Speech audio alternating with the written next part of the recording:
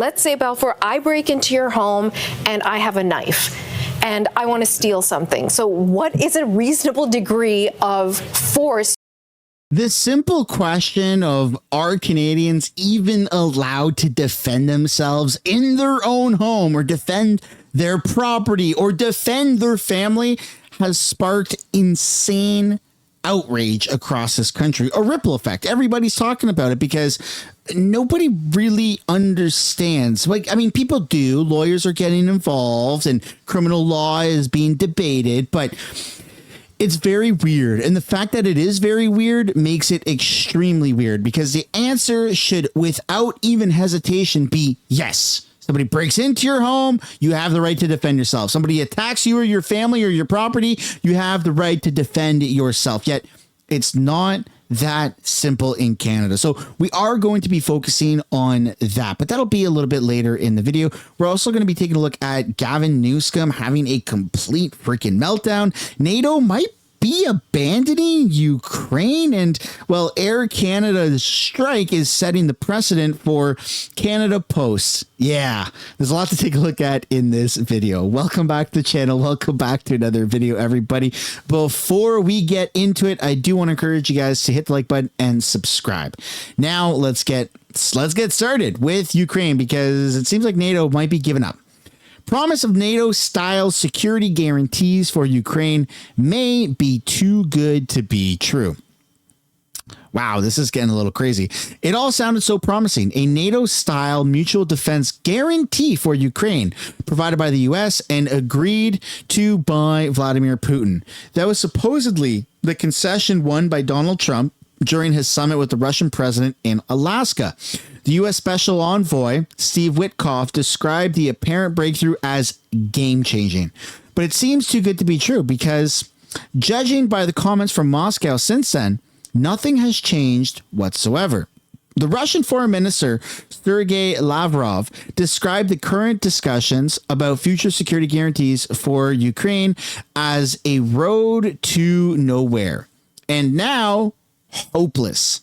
That's a little terrifying.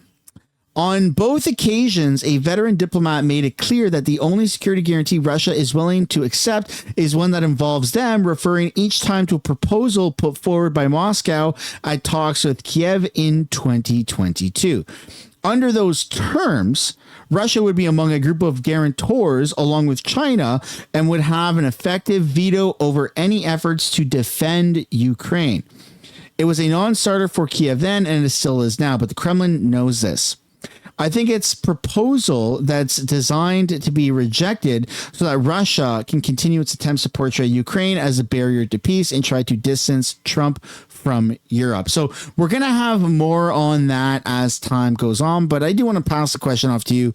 Do you think that Ukraine and Putin and Trump will ever find a peace deal? Or do you think this is kind of one for the ages, where this war will just keep going on and we'll keep getting the heightened threat of maybe World War III is there, but it's just a coaster? Let me know down below. Then, speaking of coaster, we have to talk about Gavin Newsom, because he's kind of losing his marbles, which you thought wouldn't be possible to go beyond the amount of marbles he's lost, but no, it's very possible. This is radical rigging of a midterm election. Radical rigging of an election, destroying, vandalizing this democracy, the rule of law. So I'm sorry. I know some people's sensibilities. I respect and appreciate that. But right now, with all due respect, we're walking down a damn different path. We're fighting fire with fire, and we're going to punch these in the mouth.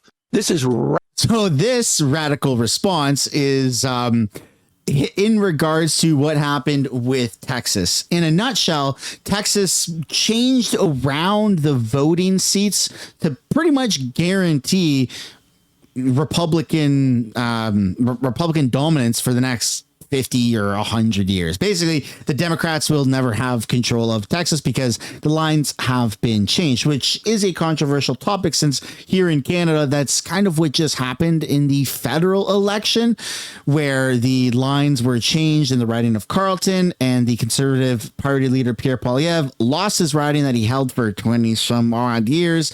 And so we don't like what happened in Canada, but because it's the good guys doing it in America, people are voting for it. And so I want to know what you guys think down below in the comments. Are you pro this happening in other Democratic states? Because Trump is now saying, hey, we might go after California. And obviously Gavin Newsom is going, no, that we're not going to allow that at all. So let me know where you guys land on that one. And then we got to take a look here at this article because it's kind of crazy.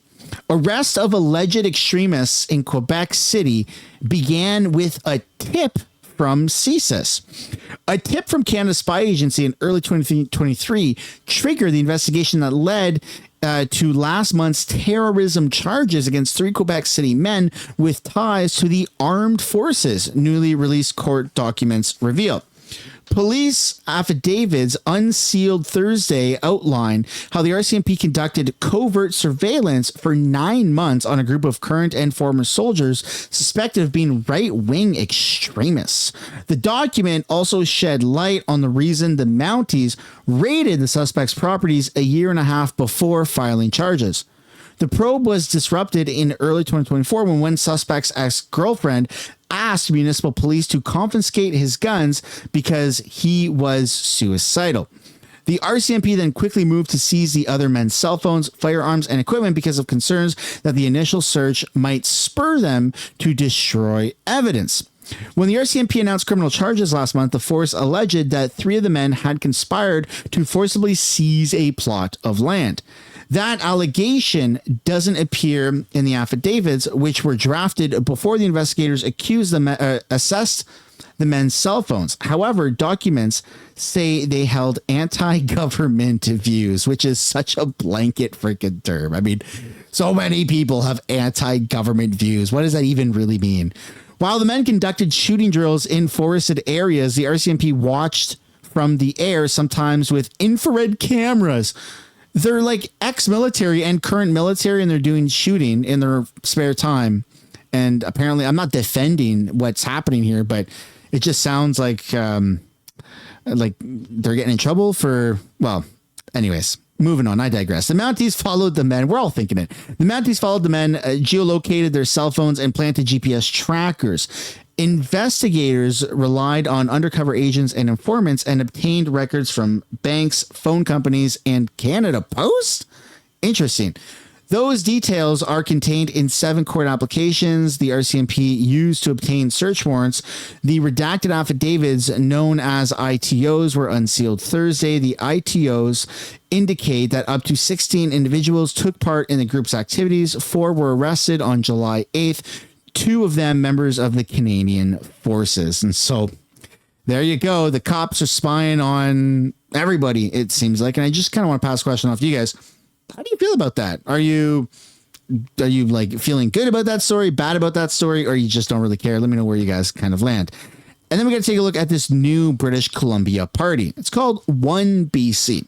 So the BC Conservatives have failed to, I guess, do an adequate job, according to some previous MLAs who got ousted and some left the party. Created a new party in BC called One BC, if I'm not mistaken. And, well, One BC is coming out guns blazing. Let's have a look at this. One BC leader Dallas Brody has launched a private prosecution against Samuddin co-founder Charlotte Cates, who's accused of having ties to a pro-Palestinian terrorist group. And if the NDP, David Eby, Nikki Sharma will not prosecute terrorism, I will. Brody made the announcement today outside the Vancouver Provincial Courthouse, where she was met by protesters and supporters of Cates. The pro-Palestinian activist was arrested in April 2024, and Vancouver police recommended she be charged with hate crimes after she praised the Hamas attack on Israel during a rally.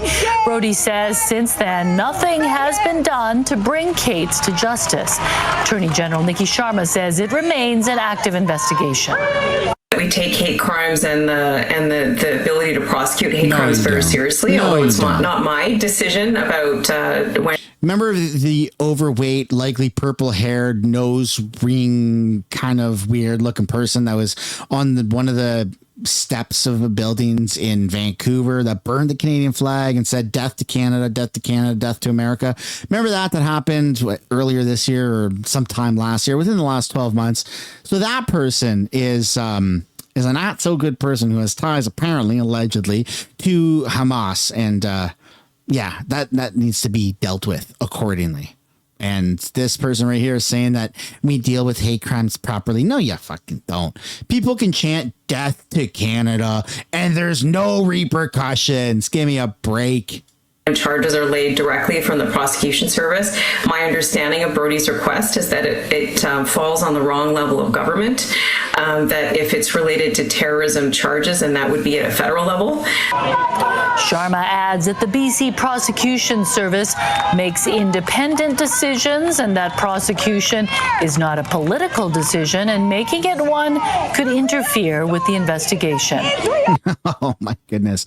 Hey, as long as you're calling for the death of Canada, you'll probably get away with it if you wave a Palestinian flag or something like that. But if you're waving a Canadian flag and you are critical of other cultures maybe invading Canada, now that will get you in trouble. And speaking of trouble, we got to take a look at Air Canada, because what Air Canada has done has kind of set the precedent for the other company, which strikes every year like clockwork, Canada Post. Here we go.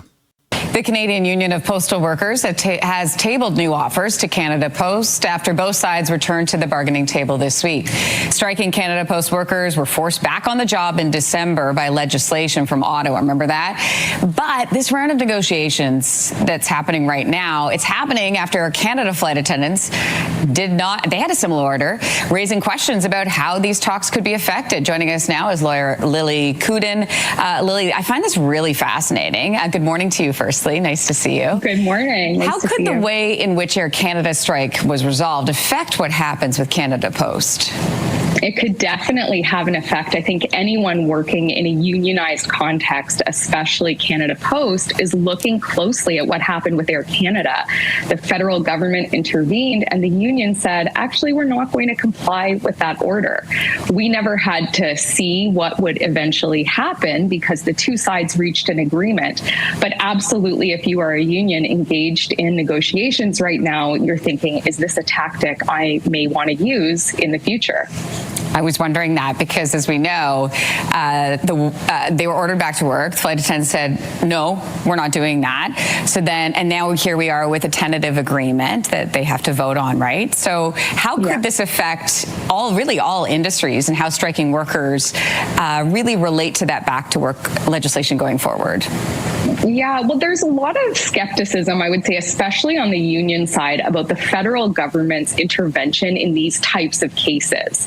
Typically, a negotiation would happen between the union and the company, and in an ideal world, they would reach an agreement. But we do have certain mechanisms that allow the government to intervene, and we've seen the federal government in particular do this quite a bit using the Canada Labour Code, Section 107. That's what we saw in Air Canada, and people are wondering, what is the value of Section 107 if a union can say, actually, we don't like that order and we're not going to comply. So I think everyone is taking note, and we will probably see more of this going forward. And on the flip, this is getting pretty crazy because Air Canada has now set quite literally the precedent, the roadmap for how to stick it to the people, or the people to stick it to the government, or the government to try to stick it to the people, but it doesn't work. So it's back onto the company, but it's government subsidized. So it all in turn comes back to the taxpayers, because that's just how Canada works. And I'm a little nervous because we've seen a pattern, a repetitive pattern of government abuse of power, right? The biggest one dating back to COVID, right? The mandates, where you had everyday citizens being told now they can't do certain things, which is their right to do because of why. And I was like, whoa, that's a little weird. You're going to lose your job because you're not participating in something. Oh, that's a little weird. And then we fast forward to obviously the Emergencies Act, which got illegally invoked, deemed by a court in Canada. And now we're seeing the government get involved with democratic process of going through a strike with a union, which is like a complicated kind of ecosystem. It has to be voted upon within union members, and then they have like certain parameters that they have to stay within to kind of get that done. And then the government can just say, yeah, no, back to work, little ones. And so we're just seeing the government does whatever they want, which is not how a democracy works. And it kind of begs the question, was it really only Justin Trudeau who admired the communist dictatorship in China? Or is it just kind of a liberal thing? Because we're seeing it time and time and time and time and time and time and time and time again. And yeah, I kind of want to pass the question off to you guys. How do you feel about this? Because I think that we're heading down a very slippery slope. In fact, we've already slipped and we're falling down the slope, and I don't know if we can really stop. And speaking of stopping, now we have to take a look at the most controversial topic in Canada right now, arguably the world. Can you actually defend yourself and protect yourself in this country? If somebody breaks in to your home with a knife, that's not a knife. This is a knife. Can you defend yourself? Well, some people in Canada, the law actually says it depends. Yeah, that's a weird answer, right? 2 a.m., 3 a.m., you're sleeping, your wife is sleeping, your kids are sleeping, and somebody breaks in with a knife, and you can defend yourself, but it depends, is a bizarre question that needs to be answered. And we're going to take a look at the law now, and it's going to anger you as it's going to anger me. Here we go. Acts of criminality and criminals getting away with it, and that we're soft on crime. I mean, what is your sense of that argument that people feel they need to take the law into their own hands? Well, with the greatest respect to Premier Ford, I don't agree with this blanket comment that he's made that just because someone's broken into your house, you're going to do everything you can, or you should be entitled to do whatever you can. It's not the Wild West. Right. Just because someone breaks in doesn't mean that it's open season on that intruder. And that's kind of the problem, because if I'm sleeping in my home and it's 2 a.m. and somebody breaks in, my kids are asleep, my wife is asleep, I don't have much time to assess the situation. And if somebody's actually going through the process of 1 or 2 a.m. breaking into my locked house, which looks nothing like their house, obviously locked for a reason, and that's sketchy to begin with, you're not going to be greeted with a hello. In fact, you won't have very much time also to respond, is how most Canadians feel. If it's your life or the life of somebody else, I'm sorry, but rest in peace is how a lot of Canadians feel. I don't understand how Canada has become such weirdly pussies around this topic. You don't have much time to assess. The average person is not trained in quickly assessing the situation. What would you rather? A home invader break into a house and die from trying to do that and the people protecting their property, or a home invader breaking into a house, the homeowners with their family not really knowing how to react and being very polite about it, saying, oh, sorry, we hate to, disturb you while you're breaking into our home, and then the family dies. Which would you rather? The family, the homeowners dying, or the invader dying? Because oftentimes those are the two options that you have. So for a former Crown prosecutor who doesn't lift weights, doesn't understand the real world, has no ounce of testosterone in his body, and clearly can't defend anything, I don't understand how people like this are making the laws for our country and for our people. That's insane to assume that a home invader comes in peace and they just wanted to check out your new couch and your new veneer. Nah, bro, someone breaks into your home, it's either you're going to die, your family's going to die, or they're going to die. That's the immediate mentality that everybody jumps to. unless you're a Crown prosecutor who has armed security and bodyguards. Like, I don't really understand this mentality. There's so many factors that the criminal code says needs to be considered to make a decision whether self-defense exists or not. You know, there's any number of things. It's what force is threatened. Did the intruder have a weapon? The size disparity, age. There's all kinds of things like that. History between the parties. What the homeowner did towards the intruder. So if someone comes in with a 2x4, you don't get to shoot them. If somebody comes in with a 2x4, they're leaving in a 2x2 box, buddy. Oh my God. That's how most people think. Are you kidding me? If so, first of all, it's the middle of the night if you're talking about a break-in. So how can you easily tell? Hey, hold on a second. Hold on a second. Hey, hold on a second. You're invading my space. Hold on a second. I need to get a good look. It's dark in here. There you go. The lights are on. Oh, it's a 2x4. Oh, I'm sorry. Carry on. Are you out of your fucking mind, dude? That's insane. That's insane. You don't have time to assess that. You have to assume if someone's breaking into your locked home where you and your family are sleeping, that they are an immediate threat. You don't have 30 seconds or 30 minutes to problem solve. You shouldn't be breaking into somebody else's home in the middle of the night anyways. What a stupid take. Well, like, unless I'm crazy or unless I'm missing something, this guy seems like he's out to freaking lunch.